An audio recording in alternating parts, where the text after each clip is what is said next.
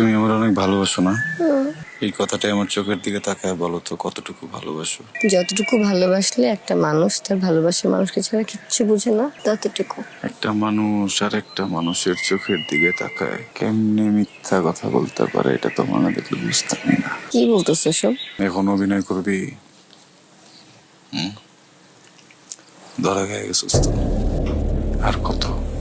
আমি কি cinema hall রে? হ্যাঁ, নাই হীরা, কি হয়েছে তোমার? 1 মাস আগে বিয়ে হয়ে গেছে কার? আমার না তোর? বাড়ি বিক্রির কথা চলতেছে কার? আমার না তোর? কি ভাবছস এরা তো বলদ হয়ে গেছে, কিচ্ছু টের পাবো না। মিথ্যা কিল্লেগা করলি, অভিনয় কিল্লেগা করলি ক? তোর হাতে এখন 2টা অপশন। 1, তুই নিজে থেকে সব কথা আমাকে কবি, আর নাহলে 2, সারা জীবনের জন্য তোর কথা বন্ধ করে দেবো। আমাকে ছাড়ো, আমি বলতেছি আমি আসলে এগুলো করছি আমাদের বাড়িটা বাঁচানোর জন্য। আমি কোনোদিন তোমাকে ভালোবাসি নাই, কিন্তু আমার ভয় হইতো যে আমি যদি তোমাকে বলি যে আমি তোমাকে ভালোবাসি না, তুমি আমাদের বাড়িটা দখল করে নিবা। আমি তোমার সাথে এসব অভিনয় করতে চাই নাই, আমি এগুলো করছি আমার আমার মায়ের জন্য। কিন্তু পরে দেখি তুমি সত্যি আমাকে ভালোবেসে ফেলছো।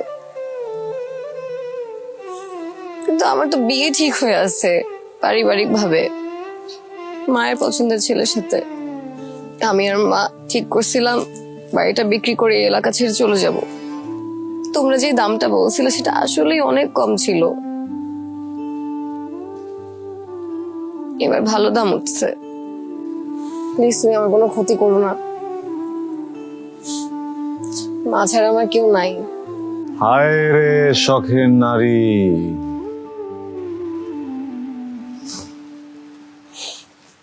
আমি ভাবতাম আমার শখের নারী অভিমানী,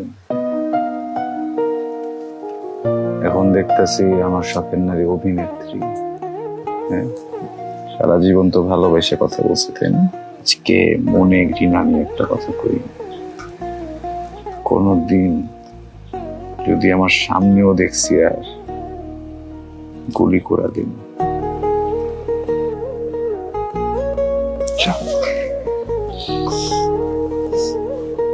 চোখের সামনে দেয়া যায়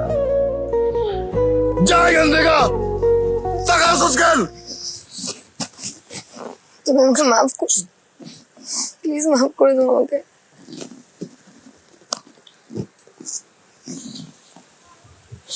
প্লিজ মাফ করে দাও হীরা, আমাকে প্লিজ মাফ করে দাও, প্লিজ প্লিজ মাফ।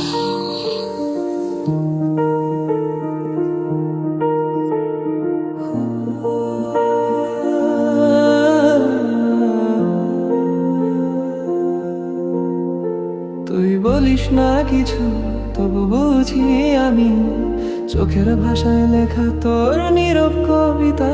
হাতে হাত রাখিস না, তবু লাগে যেন তুই আছিস পাশে, ভালোবাসার নিঃশব্দ নিড়ে।